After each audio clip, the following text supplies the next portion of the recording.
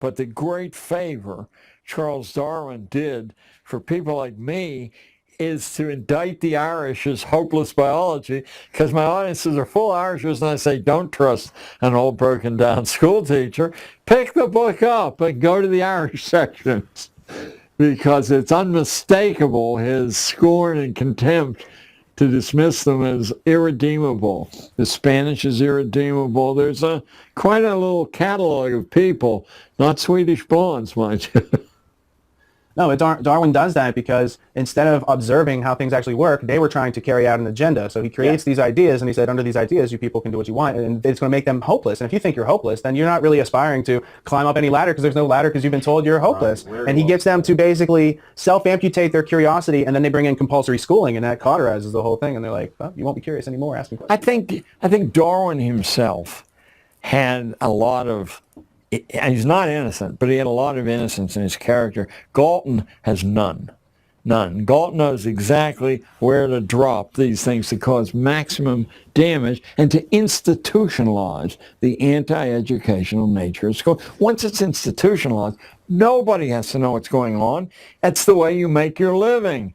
And if you were, for example, to extend the privileges of partial autonomy among school kids, you would shrink the establishment, and that is no way to retain power or income. If you were to find substitutions for the purchased supposed improvements in curriculum, I mean, the truth is, a superb education doesn't cost a penny to deliver. If you understand what it is, what you're aiming for, and what you can use, it's a lot easier if you have money. But what money's usually used for is to purchase layer after layer of interventions, and those interventions prevent the educational result. Compare and contrast how Adam Smith felt about money and the earning of it to sustain oneself versus today, where it's just earned to buy more and compulsory, status. What do you say? So status symbols. Conspicuous consumption, these ideas. I must tell you, I used to be enough of a favorite at the Cato Institute that I was named the Secretary of Education in their shadow cabinet. That has to be, that's when, did you know Marshall Fritz? No, I don't know. Okay, he was a legendary member. When I discovered what Adam Smith actually said, which I wouldn't deny that key people at Cato also know, I became very, very problematical, because in the theory of moral sentiments, Smith, I'm going to give a shorthand here. Smith says that to spend your time making money as a mark of insanity, and what it'll buy you is a bad life. But we should be grateful to the people who do that, because they assemble capital, they pay the biggest price, and they create, improvements for everybody else. I don't think the religion of libertarian capitalism wishes that complication to be well understood, because there's no way to explain it away. Just as he's very clear that the peasant's son and the duke's son are the same people, he's very, very clear. You got to be nuts to assemble capital. What lessons can we learn from Ben Franklin? Yeah, Franklin's life is the best lesson. Franklin was I almost slipped into Pittsburgh profanity, but I won't. Franklin was not a morally nice human being in any way. In fact, his son broke off contact with him and never spoke to him again for 40 years, for the rest of their life.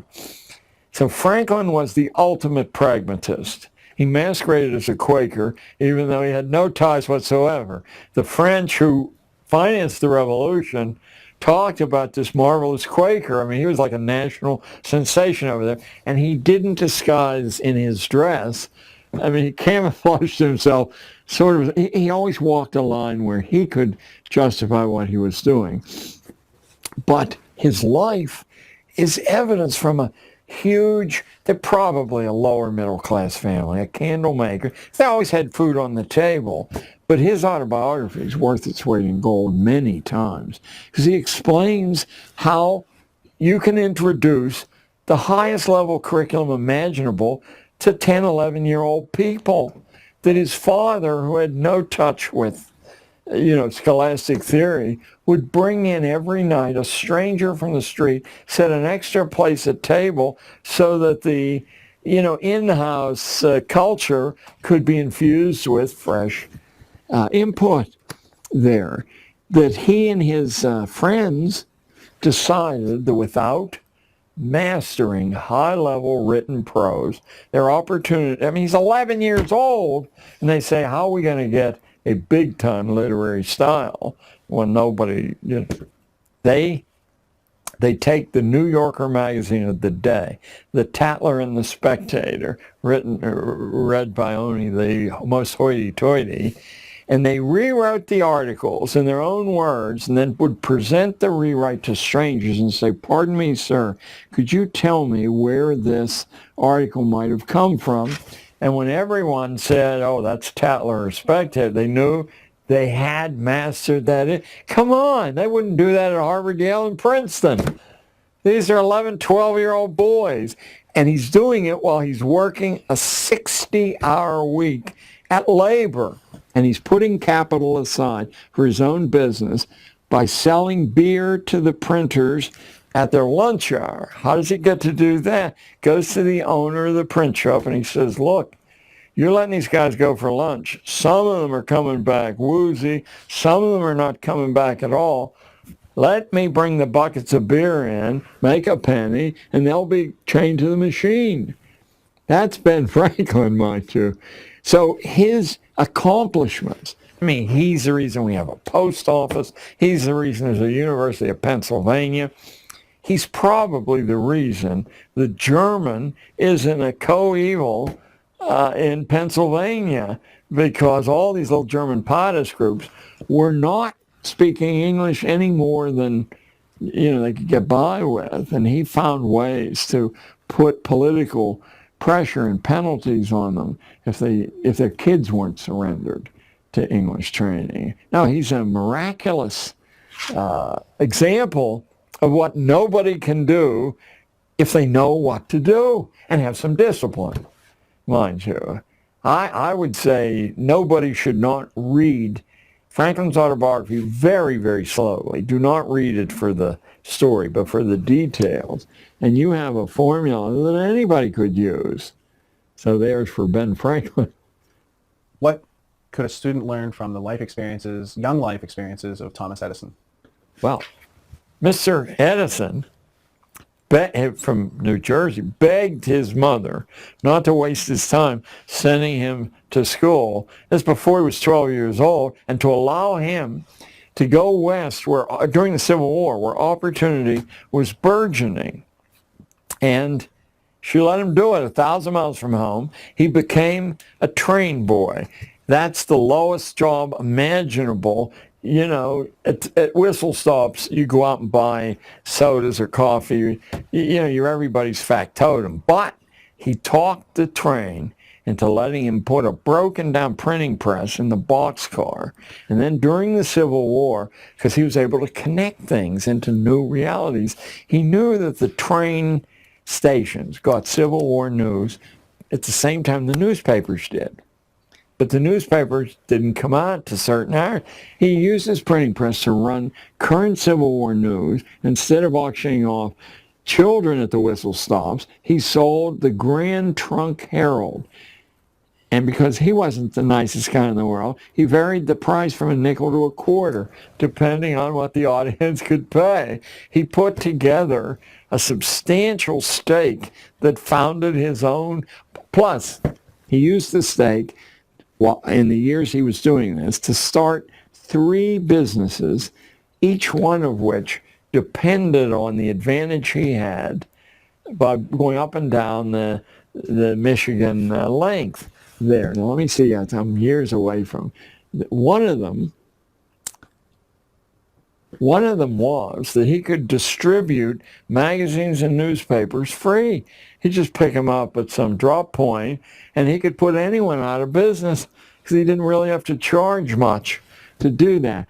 There were a couple of other, I think one was a food business, so that when he ran out to get something for the passengers, he was the owner of the business. And there was a third one, He, of course, has 1,007 patents without a day in college. In fact, when he founded GE, it wasn't called GE, but that's what it became, he made the tests for hiring executive staff so hard that he used to laugh and say nobody with a college degree can pass this test.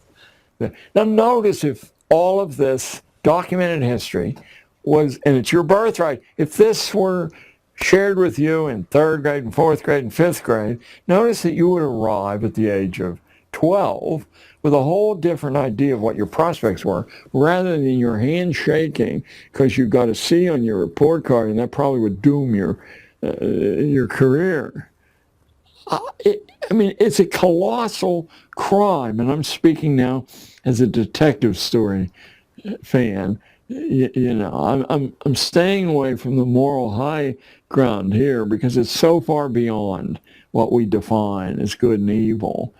And for the people who do this, it is good because as Darwin's Malthus, as Thomas Malthus says clearly in his essay, Climbing the Mountain, the high ground, the moral mountain, he says it's a kindness. These people are doomed to such miserable lives that to hasten their demise is a great kindness to them.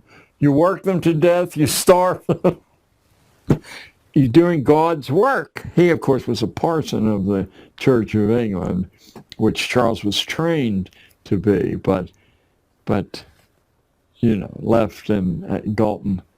We had people like Lippmann and Bernays who recognized that people were inherently irrational. And instead of trying to teach them critical thinking, they say, let's use fear and confusion to control them even more. That's Spinoza as the author of that.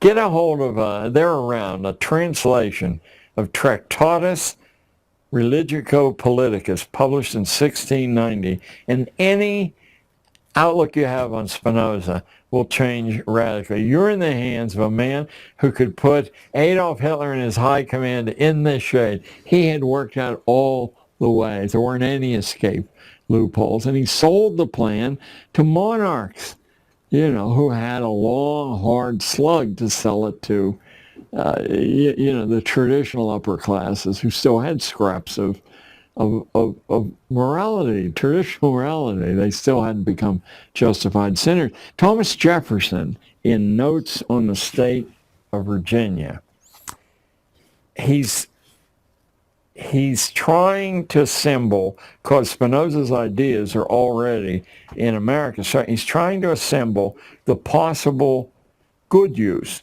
that could come out of an institution of schooling. That's why shallow teacher college texts said that Jefferson was one of the pioneers. But what Jefferson said was that unless 5 things are done, it will be a mere secular religion. And as soon as I saw it, that's Spinoza's direct positive program to get rid of emotional religion. That's a wild card. Secular religion's okay. That's what the Church of England did. It wasn't inspired. Men sat around in committees and figured out what God would want. We have 1 minute left on this tape for today. My question would be, in the last minute, who was Niccolo Machiavelli, and why should every school child take a gander at what... You've got to take a gander at Machiavelli.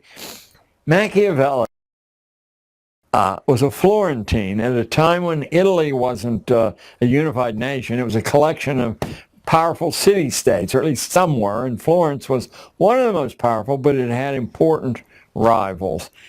And Machiavelli, he was a middle-level politician, call him, and he was ambitious. So he wanted to, it was the famous Borgia family. Cesare Borgia and Medici family. Yeah, he wanted to do what Henry Kissinger did, is to establish himself as a fountain of utility for the Borgias. And he really had an excellent mind. And it's hard to tell what his character was, because he has other books that are rather morally grounded. But for the first time in history, the secrets that have been talked about in drawing rooms, maybe leaked a little bit like Hobbes' Leviathan there, suddenly it was an unbroken presentation of how the prince should maintain and enlarge his power there. It electrified the planet. First of all, the people who already knew these things were ticked. And the people who suspected them were put in a moral quandary, a bind. Now it would be a deliberate choice. But for the great unwashed and for the religious part that represented them, here was, and his name was, after all, Nick. Here was old Nick saying here, we could give us 10 years and no one could pass through school without being aware of these high or low points in the creation of their own society. Then at least they would have choices.